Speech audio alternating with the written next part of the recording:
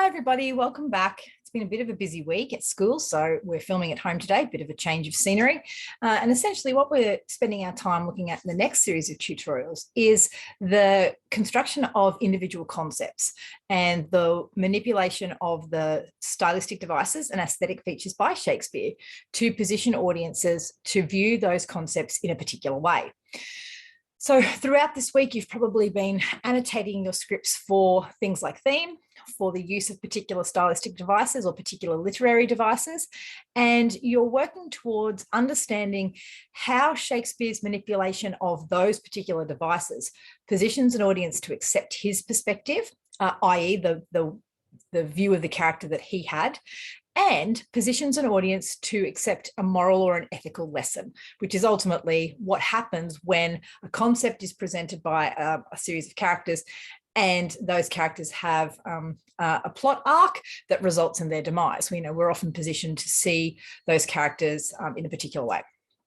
So in this first tutorial for this week, we're looking at the concept of madness, because this is a concept that is present in both of our plays, both Macbeth and King Lear, and is mentioned either explicitly by characters, that is, they use the words mad, or it's implicitly included through the suggestion that their behaviour is inappropriate by cultural standards. So that's an important thing to consider, that their behaviour is so inappropriate that by societal standards, they couldn't be anything other than mad.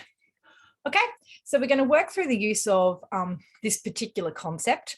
But as we do, I want you to really think about the fact that while Shakespeare uses the word mad or madness, it's a little like the word love. Despite the fact that it's a singular word, we actually know that that one word encapsulates a whole lot of different concepts, a whole lot of different aspects, and madness is very similar. We use that one word, but in that one word is implied a range of different conditions that by Elizabethan standards may have simply been considered mad. Interestingly, even though Elizabethan standards may have lumped a whole lot of conditions, a whole lot of reactions together as mad, Shakespeare himself didn't. The details in a lot of his plays, specifically the details of injuries and of surgeries, suggest that he was actually really quite conversant with medical procedures, including the use of things like poisons. And as a result, when we look at the word mad in Shakespeare's plays, we are actually able to pull that word apart a little bit more and explore what version of madness it was that Shakespeare may have felt was actually present in that particular character, or what it was that had led to their madness. Okay, so let's have a look.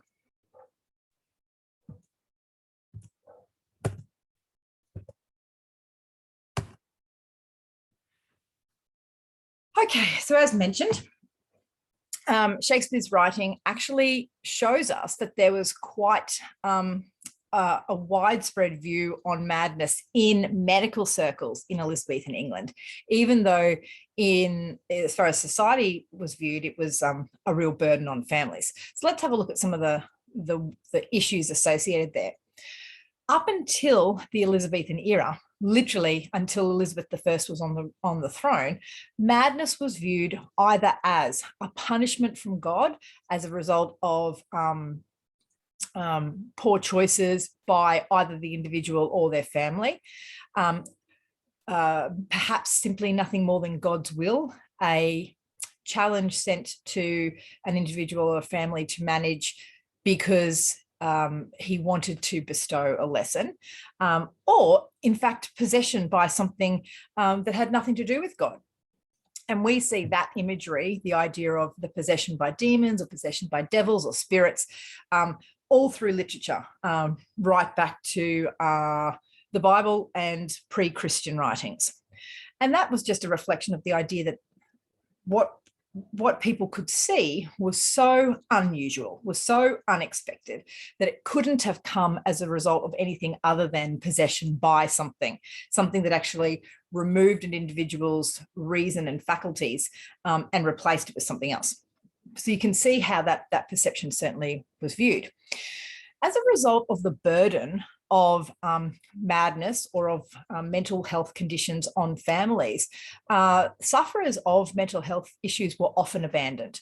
If those conditions manifested from birth, that they were actually birth defects or congenital conditions, those children may have actually been left out to die. They may have been abandoned at churches, but ultimately, madness became a source of ridicule. And we certainly see reference to the idea that madness was the sort of thing that people ridiculed you for, judged you for, made fun of in King Lear, both in Lear's own fear of going mad, but also in the experiences that Edgar has when he has taken on the persona of poor Tom.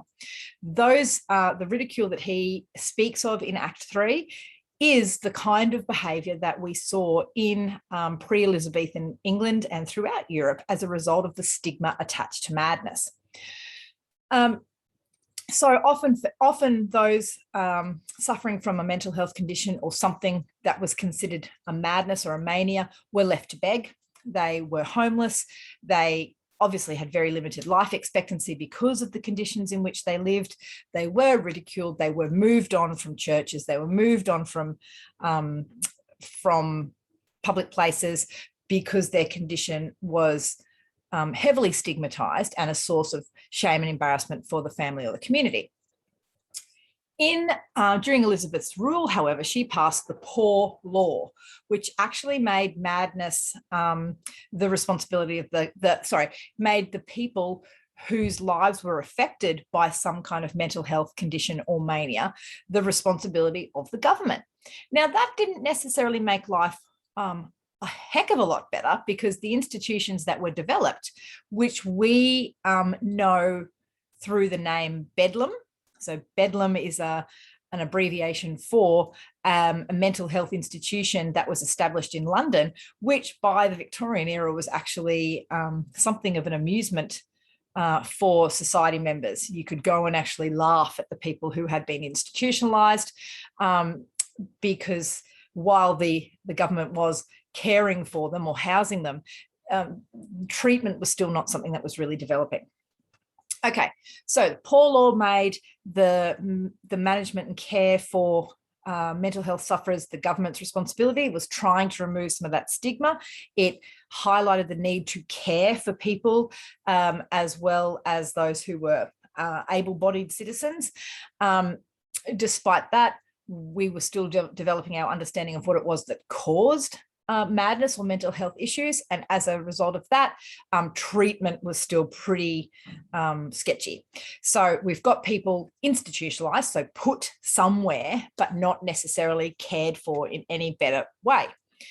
And it's at this point that we can actually see words like madness or concepts like madness converging with something that we've already covered in one of our tutorials, which is the idea of the four humours.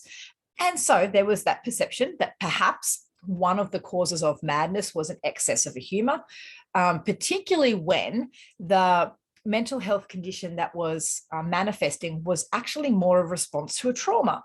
So what we were seeing was an outburst of anger, an outburst of emotion, which we normally would label something of a mania, so that excess emotion, which could be treated, we felt, physically by bloodletting, by the use of leeches, but could also treat spiritually, so the church believed, through something like prayer.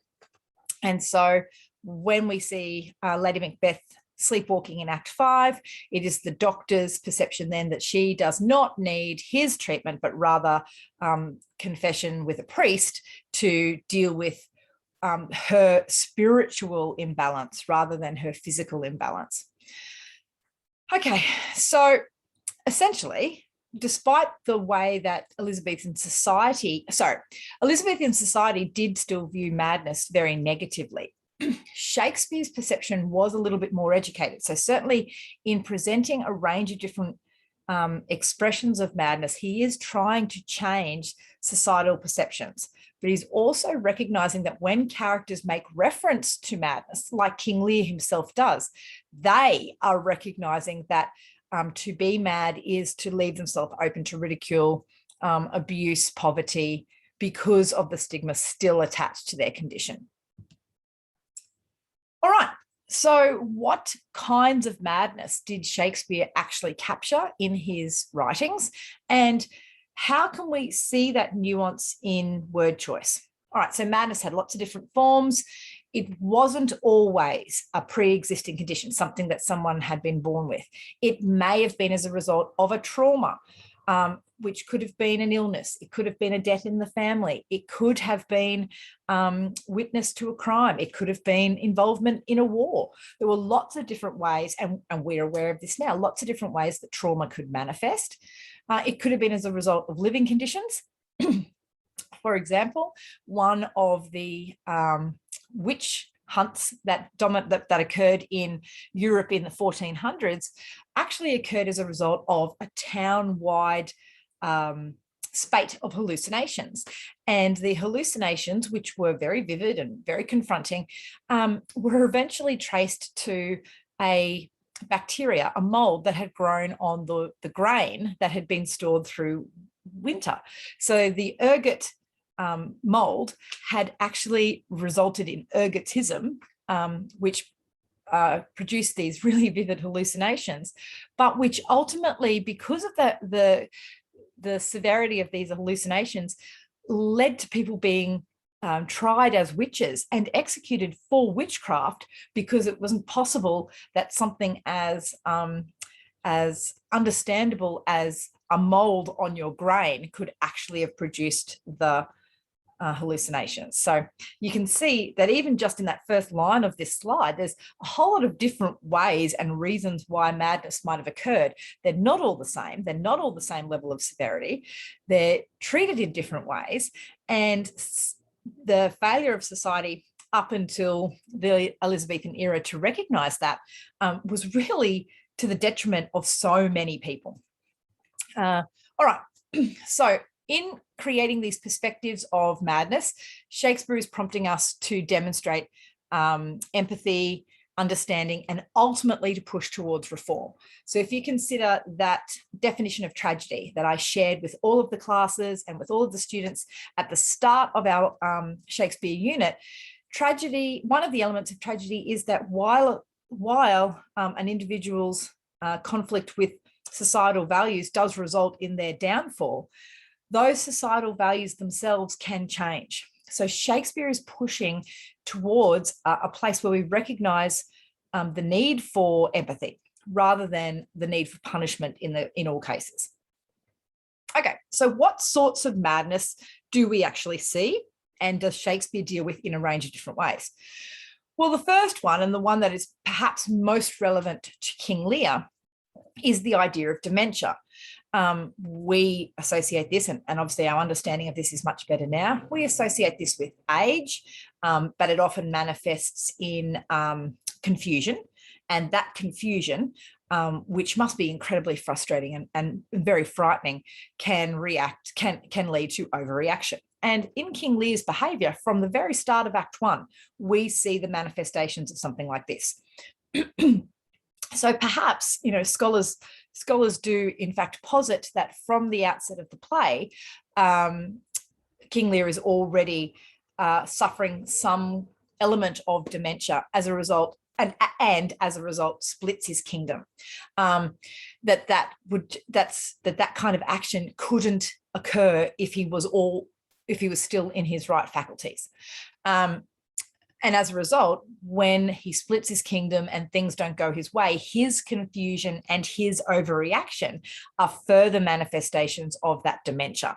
Okay, so that's one way that we could look at the character of King Lear as an 80-year-old man already suffering from the loss of his cognitive function, dementia, so loss of his cognitive function, leading to his own internal confusion and fear, which leads to his overreaction, which leads to the various the destruction of the society he's in and the downfall of a number of characters. Okay, we see something like melancholia. So again, you can see the link to this from our humours. Melancholia, we would recognise now as an overarching concept that encapsulates a whole lot of the different depressive conditions. So not just clinical depression, but maybe also postnatal depression.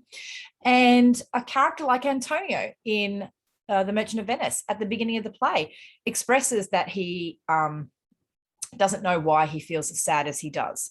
Hamlet says, I have recently lost all my mirth and I can't shake my melancholy. And his mother urges him to cast his knightly colours off. So the colour black is often associated with melancholy and with depression.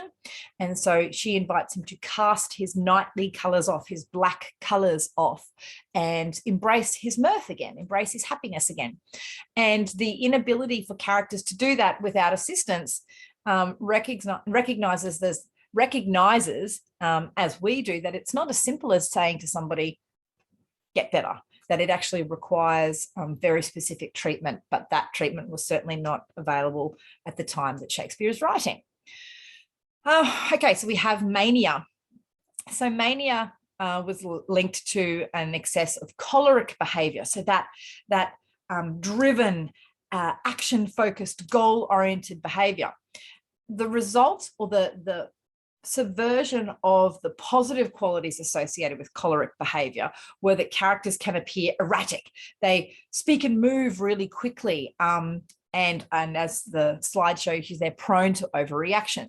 So, if we consider that when King Lear was in control of his faculties, or when he was a younger man, that he was a choleric personality. I mean, he's been a king for a long time. So one assumes that he has actually been a good king for a lot of that. He may have been a really driven, ambitious, goal-oriented king, maybe much like Edmund is in his younger form.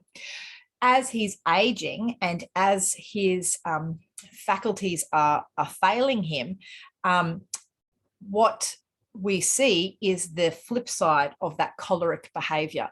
And in King Lear, the erratic nature of King Lear, the character, is actually manifested in his own speech in Act 3 and Act 4. The words he chooses, the metre, the way that the use of many, many, many apostrophes runs the syllables together, which actually requires that the speaker delivers them more quickly, almost slurs the words. So what we're actually getting is a verbal representation, a vocal representation of the change in his personality as a result of his deteriorating mental health. Okay, so when we think madness, we might be talking about age, we might be talking about reaction to trauma, we might be talking about depression, but for an Elizabethan audience, they're kind of all encapsulated. The other thing I would point out is that we've already flagged that Lady Macbeth was a choleric personality. And she makes reference to the fact that she has known what it is like to nurse a baby. So when we consider what it might be that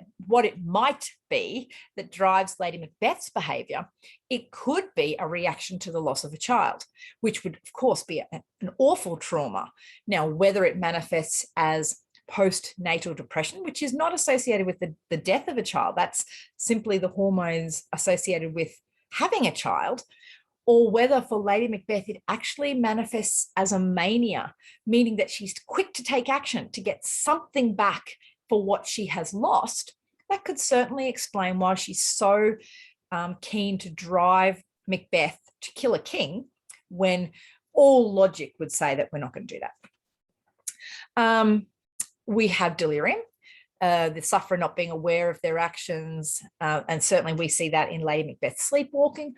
We also see it to a lesser degree in Act 4 of King Lear, when Lear is reunited with Cordelia. He can't imagine, after everything he's done, that she would ever reunite with him. So for him, after all he's gone through, the cruelty that he's faced, to see his favourite daughter, it must be an illusion. All right, so delirium sufferers of delirium generally don't know what they're doing. So this is not the same as Macbeth seeing a dagger or seeing Banquo, because delirium has ultimately altered the conscious state so that the sufferer doesn't know that this is happening.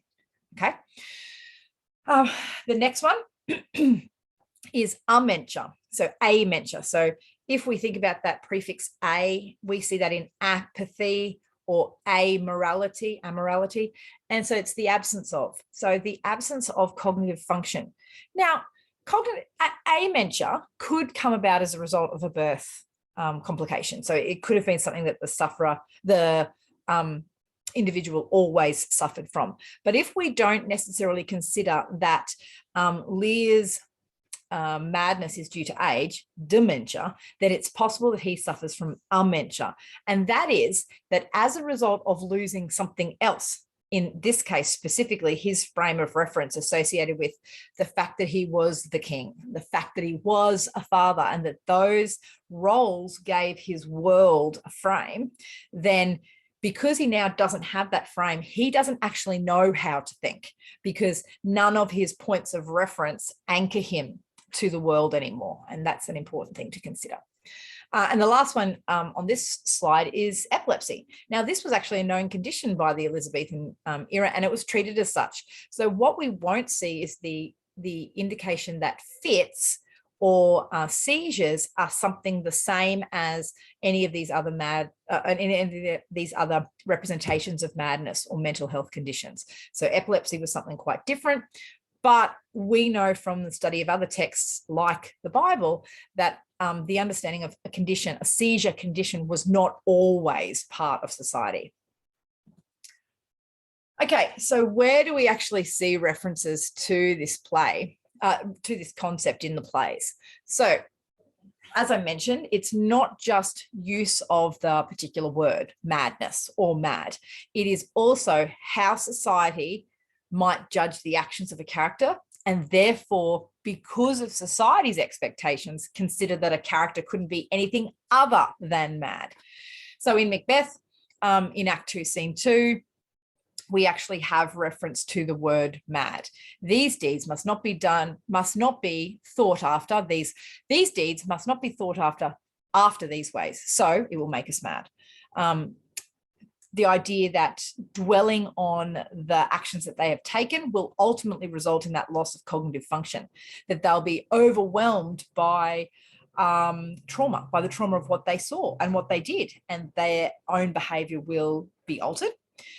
In Act 5, Scene 2, we actually have a reference from the battlefield that basically suggests that Macbeth's behaviour of locking himself in Dunsinane, preparing for a battle, letting all of his previously loyal thanes defect to Macduff and Malcolm's side, is nothing more than madness. Now, it's interesting the way that this is worded. Some say he is mad. Others that lesser hate him do call it valiant fury. So they're acknowledging that what he's doing is really unusual and really unlikely to result in a good outcome for Macbeth. But those who haven't yet got to the point where they hate him, i.e. the families of Malcolm or the family of Macduff, and their clansmen who have directly suffered as a result of Macbeth's behaviour, may still consider that this was brave Macbeth, and what he's doing is keying back into that courage and that bravery that he showed in Act 1, and that he's going down with a fight. He's going to fight with valiant fury right till the end, and that's still a choleric reaction. Valiant fury. Fury is that all-encompassing anger that virtually, blocks out any other rational thought, reasonable thought. So to call him mad or to say that he's behaving with valiant fury is really just deciding whether we're considering him worthy of any redeemable description or not. But there's quite aside from the reference to the words, and there are other references to the words in Macbeth, there are lots of references to behaviours that society would consider mad. We have to consider this because when we are trying to link what happens inside the play to values, attitudes, and beliefs, then we have to be able to say, what did Jacobean society say about interacting with witches? And if a character interacts with witches, what does that say about them?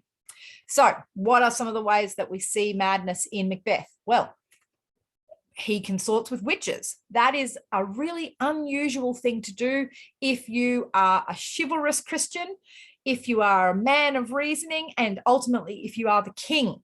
The fact that he consults with witches and then meets his own demise would position audiences to say, don't do that. That's not good for you. Aside from seeing the witches, though, so the actual consorting with witches, if we consider that the witches are one of the three hallucinations that Macbeth sees, then we can actually lump them with the representation of the dagger and of Banquo, and instead recognize that just having hallucinations is a kind of madness. Now, not the same as when we looked up here, delirium. We're not saying that Macbeth is delirious, because he's actually talking to us about what he's seeing. He's deconstructing it for us. So he's not delirious. He is simply giving something that most people would recognize as a warning sign a lot of credibility. That idea of this has lots of importance and I should listen to it is that change in cognitive function. And kind of like King Lear, if we consider that he suffers from amentia, Macbeth's behaviour where he says, my frame of reference is so shaken that I'm going to give these witches credibility. I'm going to give this dagger credibility. I'm going to talk to this ghost of my friend Banquo. Then he has a kind of amentia, and the frame of reference that had anchored him to the reasonable world has been separated. And in his case, of course, the anchor that connected him to the reasonable world was severed by himself. We see Lady Macbeth's behaviour in Act 5 shows both traits of delirium, delusion, and obsessive compulsive disorder, not necessarily because of the same thing. My feelings about why Lady Macbeth ultimately begins to sleepwalk and ultimately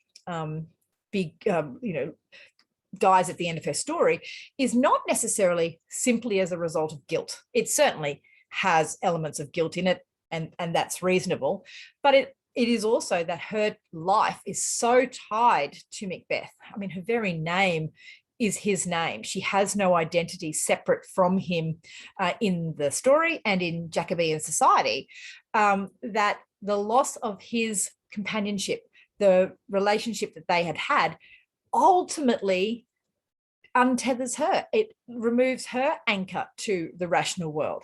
And so it manifests in two different ways. First of all, the gentlewoman describes her sleepwalking, that she gets up, she writes something down, she folds the letter, she goes back to bed. When they actually witness Lady Macbeth sleepwalking, she lights her candle to banish the dark, more about dark in our next tutorial, and she shares a whole lot of information. Not all of the bits that she shares was she actually part of, was she actually privy to. So it's information that's come to her, possibly from Macbeth, possibly third hand, and every little thing that has happened since she and Macbeth killed Duncan has separated her from her husband, and that separation has had an effect on her. But she's talking about obviously the things that happened as opposed to the impact on her. We then also see the repetitive washing of her hands to remove the spot that she can't shake. And the fact that we had the reference to a little water washes us of this deed immediately following Duncan's murder, we can see a really significant change in how she's processing what they did and how she feels about it. So initially she is pretty flippant. We'll wash our hands and it is done and we will think no more of it. But now all the perfumes of Arabia will not sweeten those hands, that they will never be unsullied again. And so that manifests as this repetitive washing action or a repetitive scratching action to get that spot out.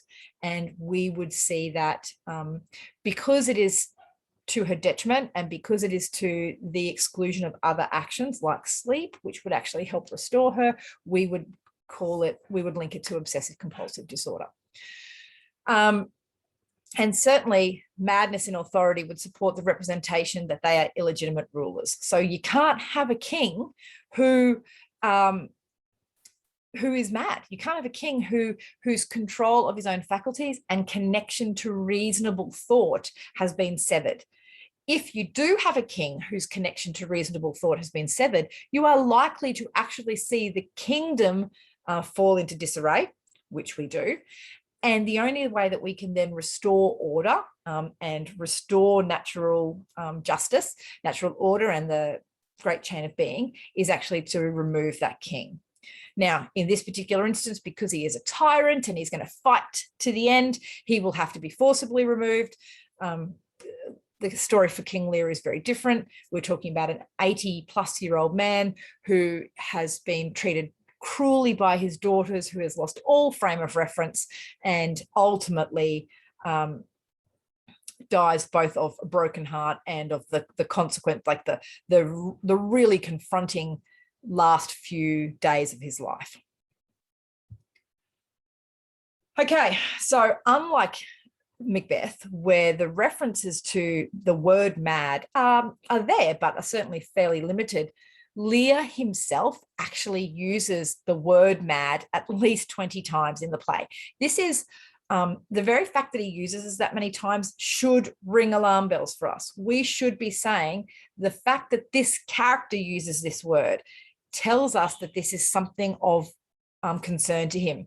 If it only happened in Act 3, we would say that his references to madness are a direct consequence of what's happening to him, what happened to him. However, he doesn't start using it in Act 3. References to madness actually start in Act 1.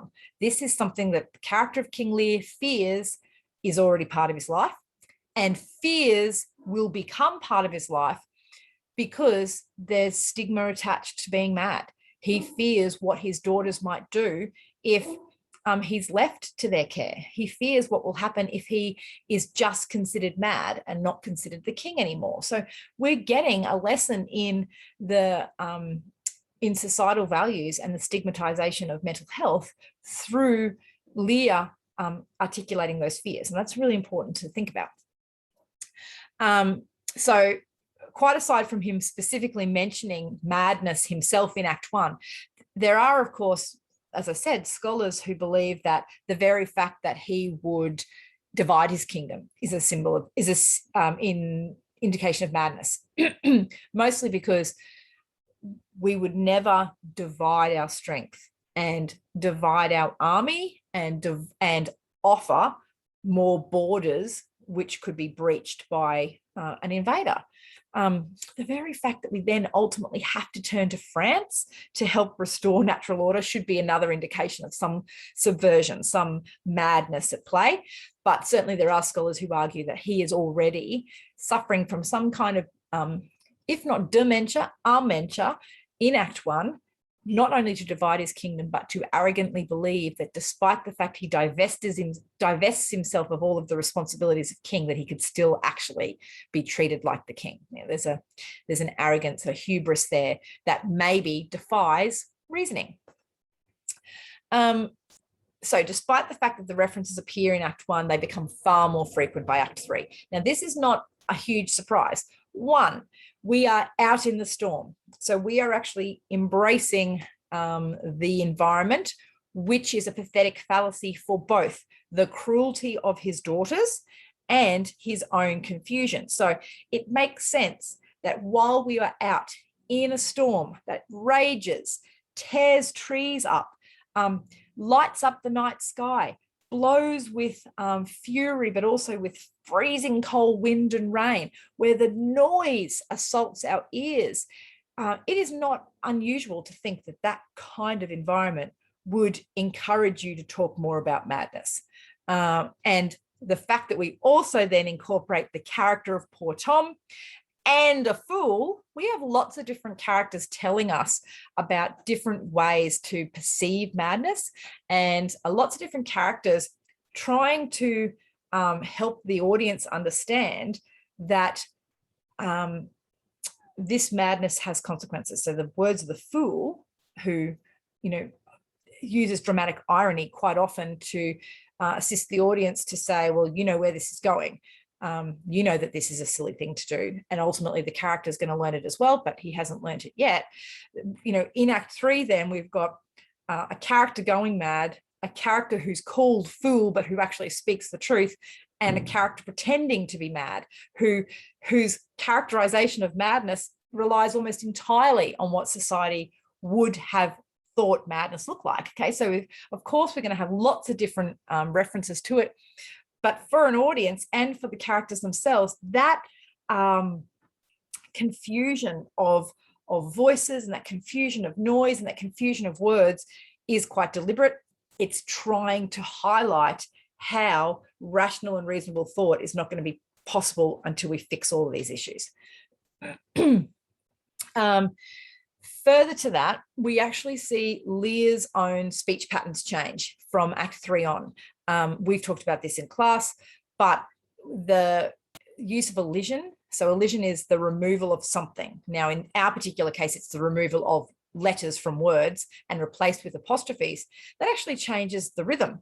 We refer to rhythm and meter, the big collective rhythm and meter, as scansion.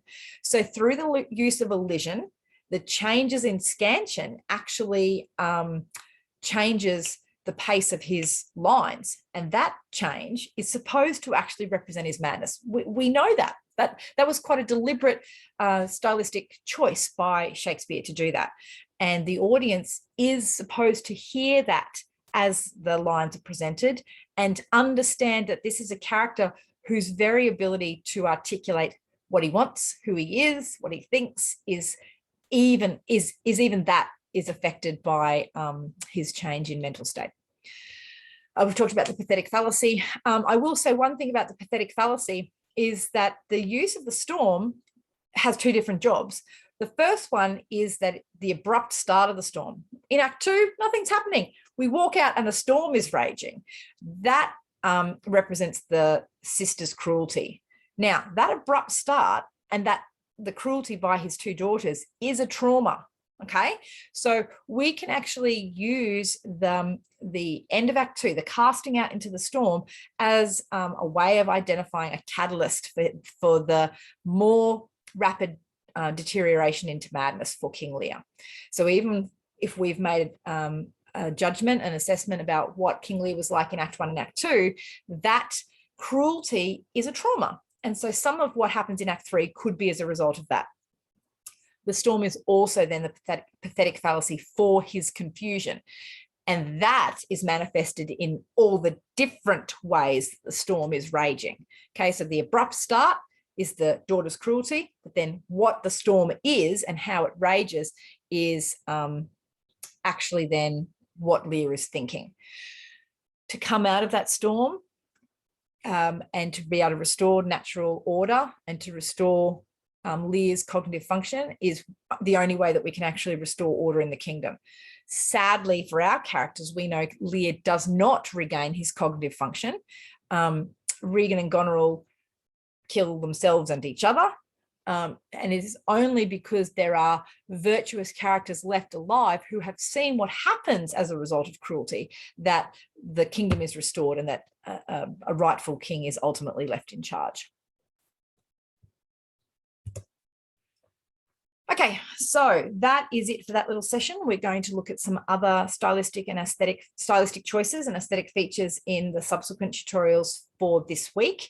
But that is madness. So you can go away and annotate your text for not just how madness manifests, but why you think Shakespeare used it, and consider where it is that the madness begins to appear and what that might suggest about its significance to the character's development, to the story as a whole, or to what will have to happen in order to restore natural justice.